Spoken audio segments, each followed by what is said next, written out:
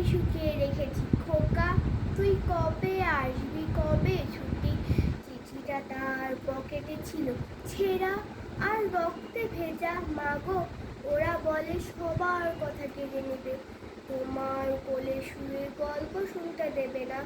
বলো মা, তাই কি হয়? তাই তো আমার দেরি হচ্ছে। তোমার জন্য কথা চুরি নিয়ে তবেই না বাড়ি ফিরব। লক্ষ্মী মা, রাগ করো না, মাত্র তার কটা দিন।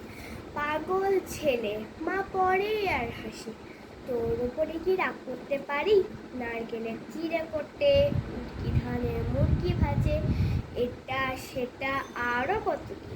তার খোকা যে বাড়ি ফিরবে ক্লান্ত খোকা। কুমড়ো ফুল শুকিয়ে গেছে, ঝরে পড়েছে ডাটা, পুঁই আদাটা লেটানো। খোকা এলি? ঝাপসা ছিল মা তাকাই উঠোনে উঠোনে, যেখানে খোকার সব শকুনিরা ব্যবস্থিত করে। এখন মার চোখে চোদ্দের রোদ পুড়িয়ে দেয় শকুনিদের। তারপর দয় বসে মা আবার ধান খায়, বিন্নি ধানের ঘোল ভাজে। খোকা তার কখন আসে, কখন আসে। এখন মার চোখে শিশির ভোর, স্নেহের রোদে দিতে হয়েছে।